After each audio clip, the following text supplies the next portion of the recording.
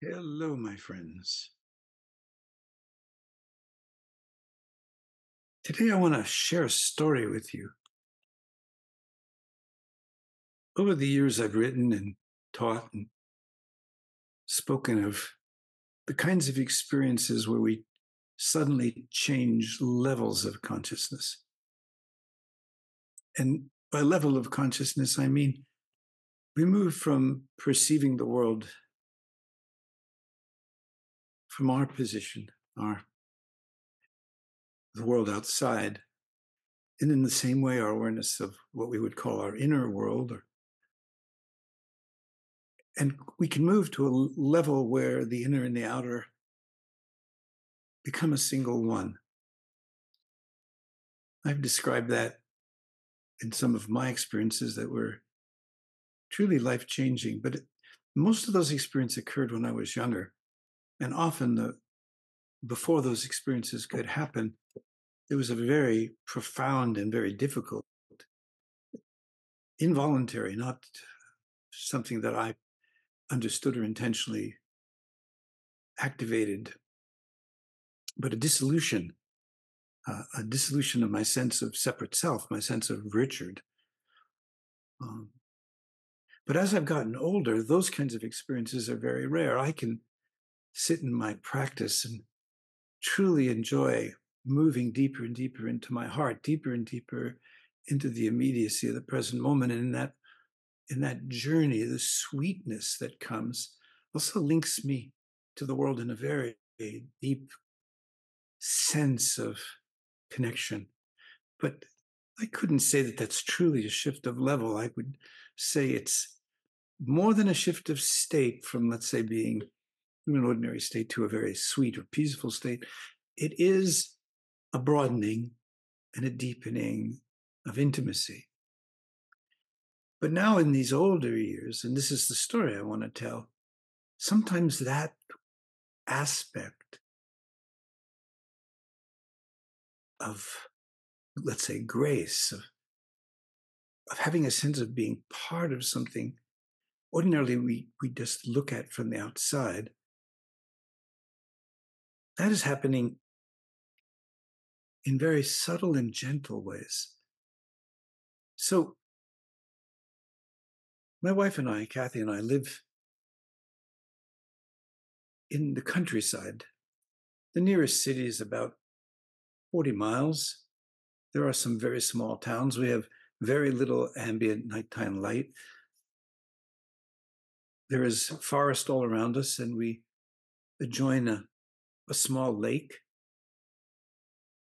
And as I share these images with you, I'm wanting to be able to speak in a way that's vivid enough, detailed enough, and has a sensual quality, because it is in our bodies, in a felt sense, that we know really deeply the grace of life. You can't grasp it by thinking, even though thinking can take you to wonderment. Thinking about the nature of what this organism is, thinking about how life has come to be, thinking about evolution, thinking about the way we're understanding our universe, that all can bring us to wonderment, which is a healthy and beautiful place. Here's another time. This time happened very recently. So we live here in the country with this lake, and we've been here 3 years. This is in North Carolina, and we call the lake Moon Lake, or our friends gave it that name, and it's a name that we honor and resonate with. And we've gotten in touch with the wildlife here, the nature, the cycles of the seasons.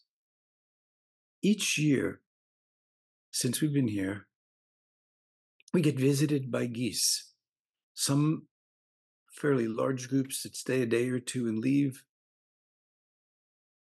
But every year there's been two families. And what I understand about geese is that they come back to the same place to have their families, raise their baby, their goslings, and then move on into their migration north. These are Canadian geese. and North Carolina is in the mid-Atlantic part of North America on the East Coast. And so the geese come, and we see them, these individual pairs. We see them sometimes walking, eating, grazing on the grass and amongst the higher grass. They disappear for sometimes days. Then they're back, they swim, they spend a great deal of time. And at a certain point each year, suddenly they have with them these tiny, pale beige babies, these goslings,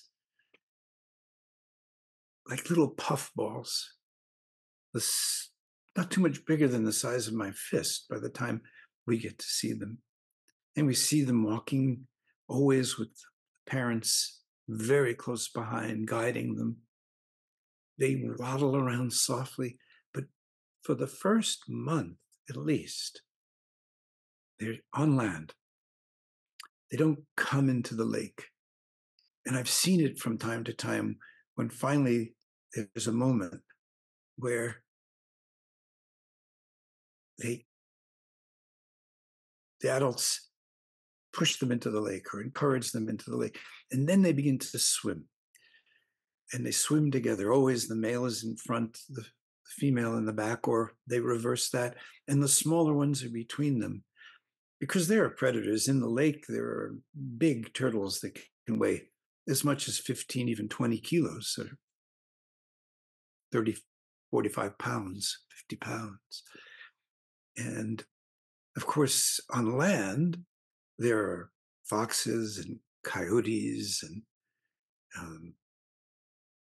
raccoons. We've seen the muskrats swim pursuing the family, and we've worried, wow, will the muskrat be able to get to these babies? Some springtimes and into the summer, the families have been as much as 5.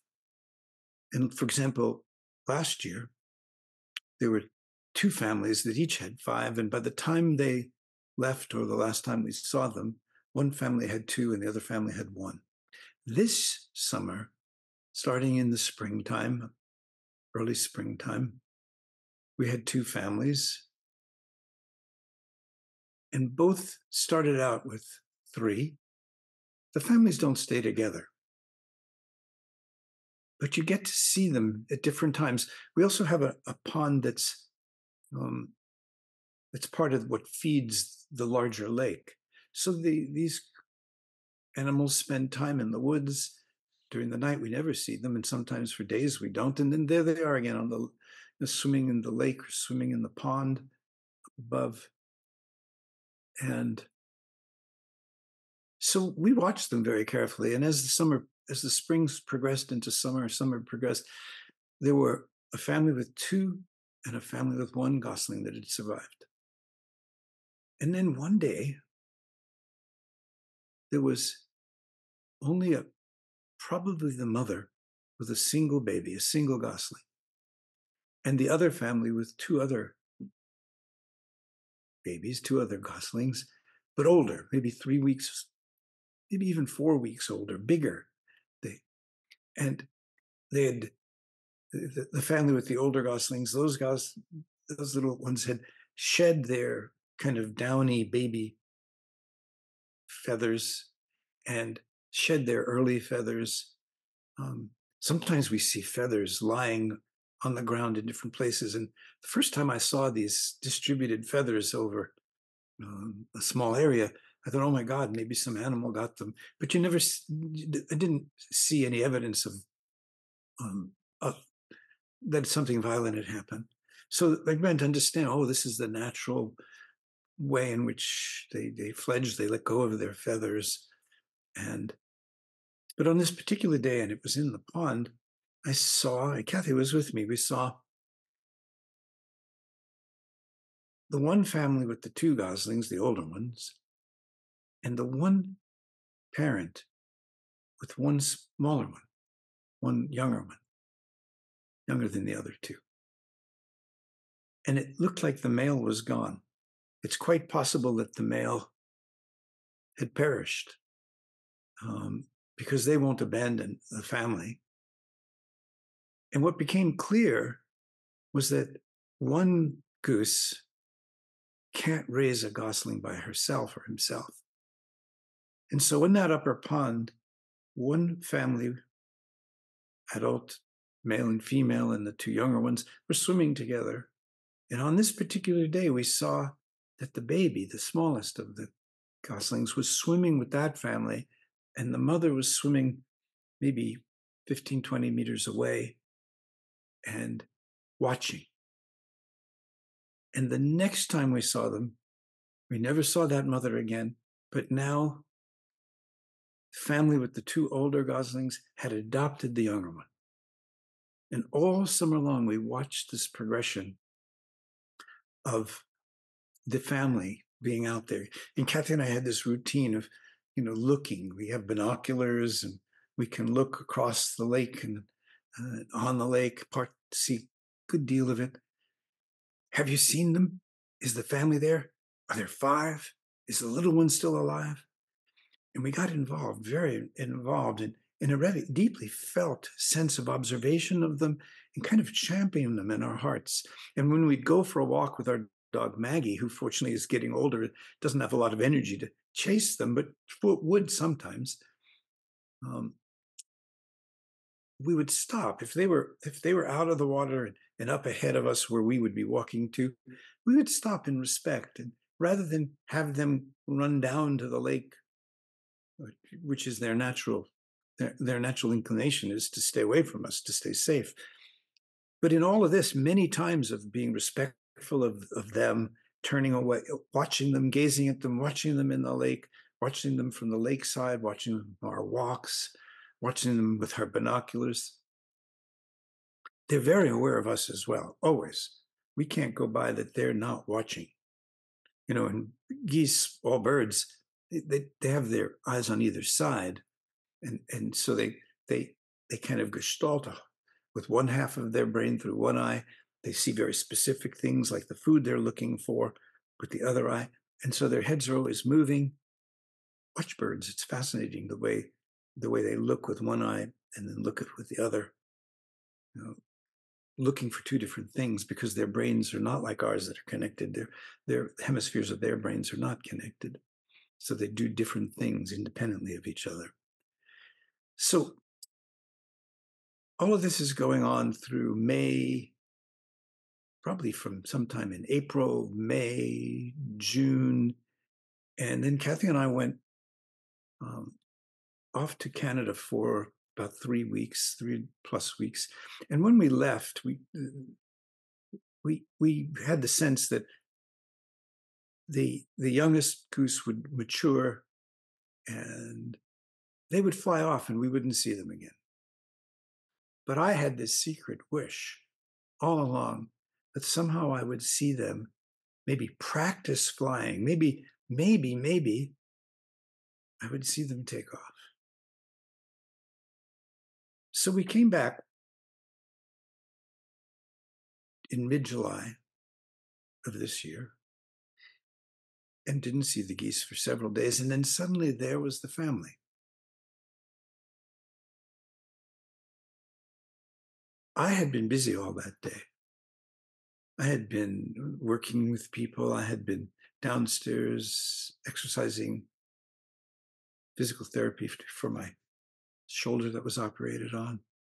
So it was a very busy day. And at a certain point around 3 p.m, I came upstairs. I was tired. I sat down pretty much right where I am now, looked out the windows. There were the geese across about 200 yards away at the edge of the water. They came out onto the grass. They milled around a little bit. I just watched them and I could see there were 5, pretty much had the same color plumage. The small one had shed its first growth of not wings, of feathers. And suddenly they just started walking up. The male led them up the hill. And I just was watching them, just relaxed. And then the male moved off and they came into a line, not one following the other, which is how they always stay, more or less, in, one adult, the adult at the back, and the three in between, more or less, in a line. They lined up side by side, about 2 yards, 2 meters or so apart, maybe a little less. And suddenly, with a few steps and flap, they took off. The first time I'd seen them fly. I have no idea if they'd ever tried before. And I shouted to Kathy, who was able to get to the window. They just flew past us. And it was wonderful. But the way they were flying, I had this sense, I'll bet they've gone up to the upper pond. So I decided to go outside, maybe a minute after they'd flown past. And I had a glass of water in my hand. I went down the hill, down our driveway, to where we can get a view of that pond. And there they were, actually, far off to the other side, just swimming around. And I just was watching. And once again, the male went off to the side, and they formed a line. And suddenly, with a flapping of wings and a few steps on the water, they took off, came pretty much right over the top of me. So that's now several weeks ago, and they're gone. They did migrate. But the thing I'm telling you this story for is the sense that all that time that I watched them and they watched us, all that time we were in some kind of communion. You can always say coincidence, but if you think that on a particular day, over a particular period of a few minutes, that started when I was watching them, can they know I'm watching them from in here? I suspect they can see me, even though that's hundreds of yards off. They have keen eyesight. I know the birds that fly around our house, and using our bird feeders, they see us when we move in the window. They can fly off just that way. I had this feeling that somehow we'd been in rapport. You could call it coincidence, but it's a very unlikely coincidence in the sense of that particular one time that they would fly off land, land on water, fly off water, disappear, and that I would be there. And what came over me through the whole thing was a sense of softness, of a tangible sense of the subtlety of the communion with the natural order, with these creatures, their awareness of us, our awareness of them, a sense not of a giant shift of consciousness, not a samadhi, not a satori, not a radical, releasing of the separate self into oneness, but a softening of the boundary between the individual who looks, the man who looks at the natural world, into a sense of that the natural world's looking at us too, that these creatures are very aware of us. For better or for worse, I suppose being aware of us helps them survive. But there's nothing in my or Kathy's attention to them that has any desire to harm them. And yet they always operate cautiously. There's something so important, I think, about a quietness in us that allows us to be in rapport with the natural order, with this earth and its life systems and its creatures, because we are a creature as well. And we don't get that. I know that in the years in which I've lived in the desert, I came into rapport with particularly snakes, also birds. I saw mountain lions at a distance. When I first went into the high desert, which is a completely different ecosystem, this is temperate, warm on the warm, almost tropical side of temperate. High humidity because of in the mornings and evenings because of the forests. We get a lot of rainfall here relative to places in California that I lived or in Colorado. And so in the desert, initially, I'd be surprised when I saw a snake. And there were plenty of snakes. But after a while, in the years I lived in the desert, I would see them easily. And sometimes I'd be walking with people who were visiting, and they would practically step on a snake before they knew it was there. And I'd point it out to them. And so you begin to notice, you begin to see, you begin to feel, you begin to join. People are very frightened of snakes. And I don't know if I was frightened. I had a cautious aversion, a natural caution. And for some of the poisonous snakes, specifically rattlesnakes that would get onto our property, um, I would catch them and take them off to a different place in the desert, because otherwise they could potentially be a danger to our dogs and potentially be a danger to our guests, though they're not aggressive. Snakes are just not aggressive. They have a very bad reputation among human beings. Yeah, you can get bitten. But you have to go out of your way. You have to be foolish. You have to reach under a rock. You have to reach in some place. You have to not look. So every time you spend time in an ecosystem, that ecosystem affects you. And it's taken a few years for this ecosystem to seep into my being, to kind of join me, to kind of change the texture of my being. And then this rapport with the geese. I know maybe I'm being long-winded, but what I'm trying to say is that the worlds that we've created, our mind-made world, are skyscrapers in the oil wealthy countries of the Middle East, these strange edifices of mind and these elaborate creations of technology, they don't do anything to bring us into the natural world. When we live in cities, and I'm not saying this to you if you're a city dweller in a critical way, I'm saying it in an objective way. So you have a perception that when you walk in a place where there are always rectangles, where there are stairs instead of trails, where things are level or sloping, where there are square walls and square windows and square corners, constant colors, but not a single natural color except in the occasional tree and the occasional park. Your referent is a constant mind-made, man-made, mental constructed world. And it's a very good world for mental activity. Universities rarely tend to be out deep in the country. They may have originally been, because everything was. But for mind activity and for fundamental, I would say basic emotions like wanting and anger and resentment and comparison type dynamics, the city is rich in that. But when you get out into nature, you can't understand what you're looking at. Not really.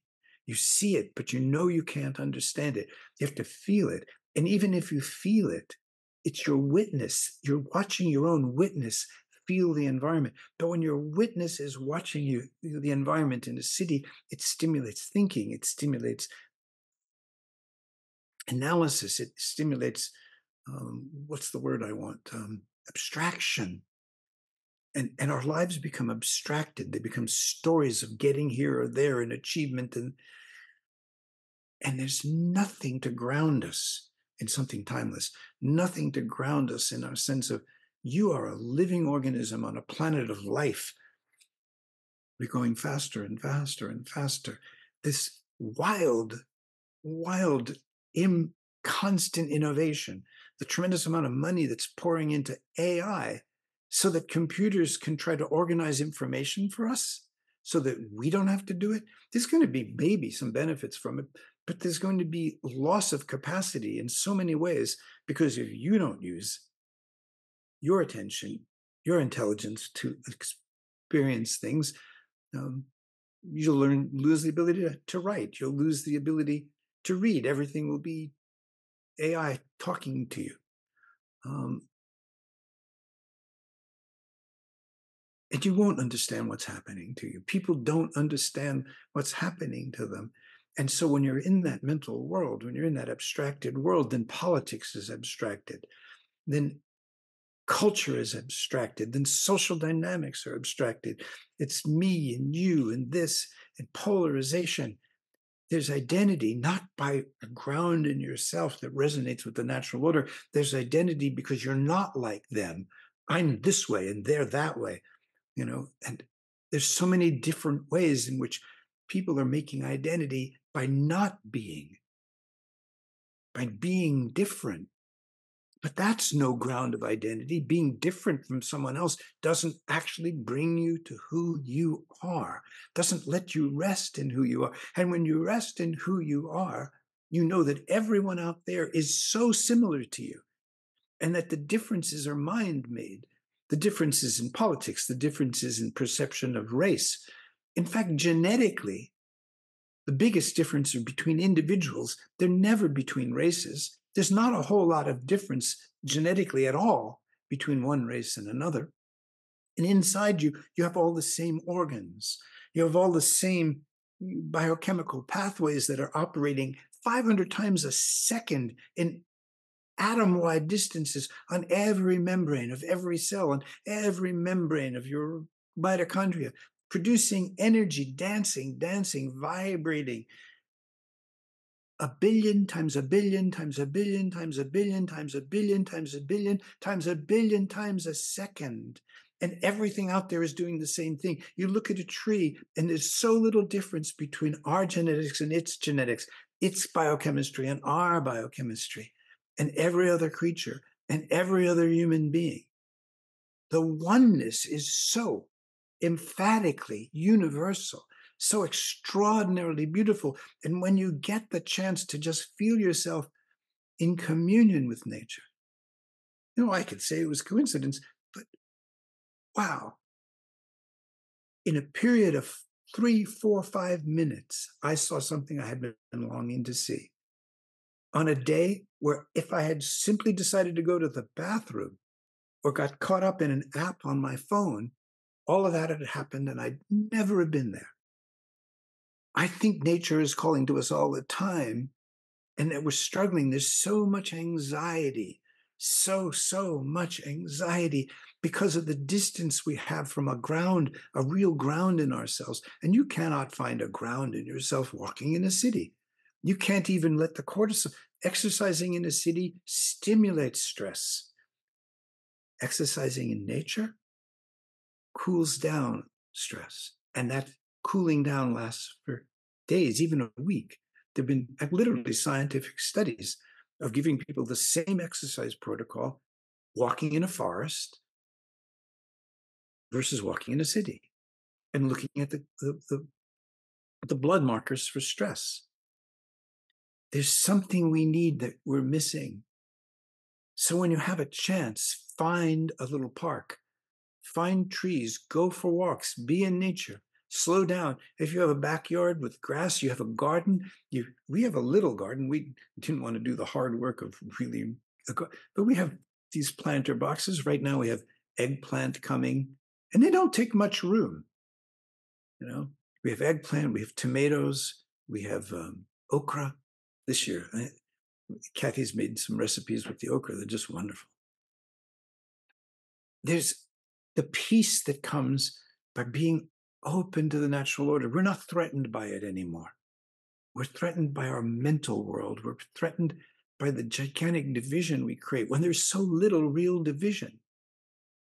As we go into an election in the United States, the recent elections in Europe, and the idea that we're so different because one's liberal and one's conservative, one's more right, one's more left. These are such mental, abstract things that are poisoning us hour after hour, all day long. And it's not news. It's not, you listen to the media and they say breaking news, it's not news. It's the tiniest little small part of us, this little tiny place where we make ourselves, we create an identity by being this culture and not that culture, this gender or these pronouns and not that gender and those pronouns, this politics, this religion, that religion. It's so small. Can you feel how small that is? That's what I wanted to tell you. Not because I'm angry at it, but it's heartbreaking. It's heartbreaking. So what I share with people, the path of sitting, taking a seat in yourself, finding a way to find that deeper ground in yourself, even if you live in a city, even if you live in, they call it the concrete jungle, there is a place where you can take a seat in yourself and come home, not to your mental stuff, because that's so superficial. If you're not using your mind to discover the secrets of our world, the secrets of our bodies, the secrets of our universe, you're not using your mind for much of anything. But inside you, there is feeling, and that feeling goes as deep as being a creature on planet Earth. It goes deeper. It, it's like an endpoint of evolution. But there's the superficial feelings that created by your mind. Those things, you can easily quiet that. Then you get into these layers of feeling, and you start to learn a relationship with that. And as you create a relationship with this moving process of in your body, in your feeling, you start to awaken to something that's much more alive, much more intelligent than thinking can ever be. So you need that kind of a practice. Kathy and I offer our satsangs where we do a meditation every single time, because meditation is something that's a discovery of relationship with yourself. It's not something that you just sit and breathe or use a mantra and get calm. That's just the first tiny little important step. After that, there's connecting to the layers of sensation, the layers of feeling, testing the relationship between you and your experience. Everything you touch with your awareness is touching you. Everything is touching you. So, how are you touching fear? Imagine fear was a person. Fear is touching you, and he goes, "Oh, he doesn't like me. Oh, he doesn't want me. Oh, he wants to get rid of me. Oh, he wants me to." What if fear touches you? Oh, he's soft. He's spacious. Then fear's not fear anymore. You have to learn to let go of yourself. And when you do, if you take a walk in nature, you will feel nature. It won't take much. And if you do, this tiny little small place of emotion, anger, and judgment and comparison, and my identity is mine because it's not yours, that place gets so small and so insignificant. And even though you cannot make anyone take that same journey into fundamental sanity, even though you can't, so what? You can. We can. And that's my invitation. Blessings to you all.